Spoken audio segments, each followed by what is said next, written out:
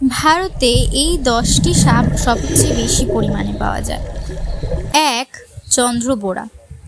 এই সাপ ঘাস, ঝোপ, বন, ম্যানগ্রোভ ও ফসলের ক্ষেতে বাস করে। এরা ইঁদুর, পাখি, টিকটিকি, ব্যাঙ খায়। এরা সহজে আক্রমণ করে না, একটা সীমার পর তাকে বিরক্ত করলে প্রচণ্ড আক্রমণাত্মক হয়ে ওঠে। পৃথিবীতে প্রতি বছর যত মানুষ সাপের কামড়ে মারা যায় তার বেশিরভাগই চন্দ্রবোরার কামড়ে মারা যায়। এই সাপ খুবই বিষাক্ত। 2. শাখামুটি।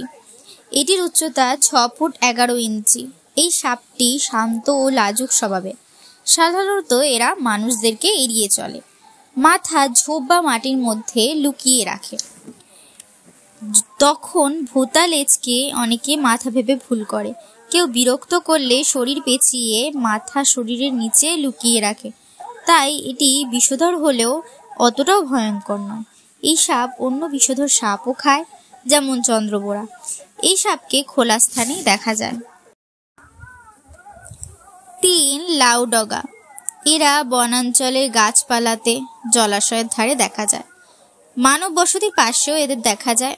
এরা গাছের ওপর লতানো গাছের ডগার মতো বেশ ধারণ করে থাকে, যাতে মানুষরা তাকে গাছের ডগা ভেবে ভুল করে। এই সাপ ব্যাঙ ও সরীসৃপ জাতীয় প্রাণী শিকার করে। বলা হয় যে এই সাপ শিকারীর চোখে আক্রমণ করে। এই সাপ বিষাক্ত। এর বিষে প্রাণঘাতী না হলেও এর ছোবলে বমি, ব্যথা, জখম, আক্রান্ত স্থান অবশ হয়ে যাওয়া এগুলো হতে পারে।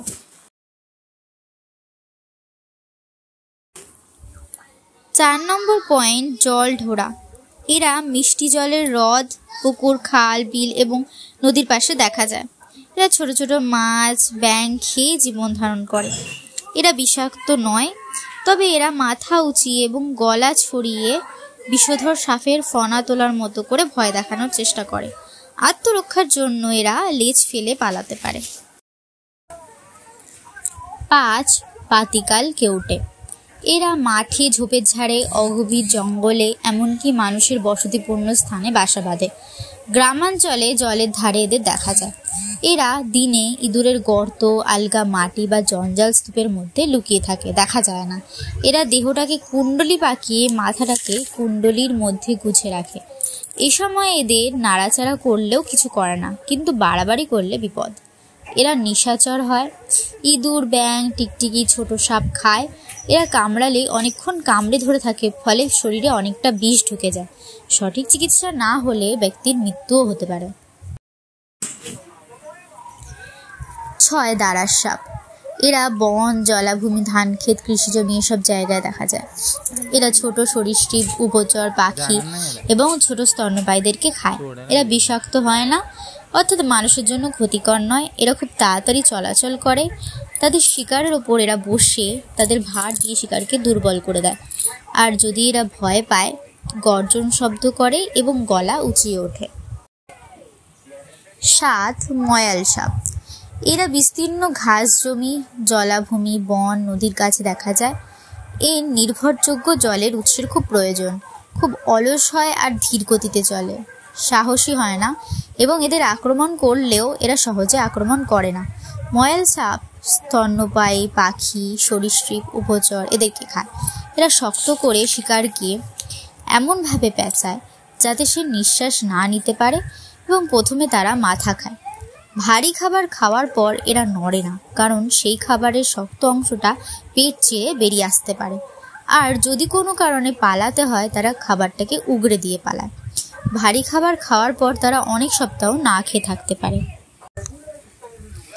8. গোখরো সাপ। এদের বন, ধান ক্ষেত এবং মানব বসতির কাছেও দেখা যায়। ইঁদুর, টিকটিকি, অন্যান্য সাপ, ব্যাঙ, ছোট পাখি ও তাদের ডিম খায়। এই সাপের বিষে মানুষ প্যারালাইজ হতে পারে। গুরুতর কামড় খেলে শ্বাসকষ্ট বা কার্ডিয়াক অ্যারেস্টের মতো বিপদ দেখা যায়। এই সাপ উত্তেজিত হলে ফনা মেলে ধরে, আর এই সাপের কামড়ে মৃত্যুও হতে পারে। 9. দুমুখো সাপ।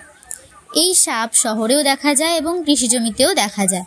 এরা পিঁপড়ে ও উইপোকার গর্তে থাকে আর কেঁচোর মতো দেখতে হয়। লার্ভা, পিঁপড়ে, উইপোকা এসব খায়। এরা বিষাক্ত হয় না। 10. কালনাগিনী। এই সাপ লাফিয়ে অনেক দূর পর্যন্ত যেতে পারে। জঙ্গলে এদের দেখা যায়। এরা শান্ত স্বভাবের হয়, ভয় পেলে পালায়, তবে বেশি বিরক্ত হলে কামড়াতেও পারে। সহজে কামড়ায় না, তাই সাপুড়েরা এদের নিয়ে খেলা দেখাতে পারে। এরা ছোট জাতের গিরগিটি, বাদুড়, ইঁদুর এসব খায়। পাখির ডিম ও ছোট কীটপতঙ্গও খায়। শিকার করার আগে শিকারকে অনেকক্ষণ ধরে অনুসরণ করে, পরে ঘাড়ের দিকে কামড়ে শিকার ধরে।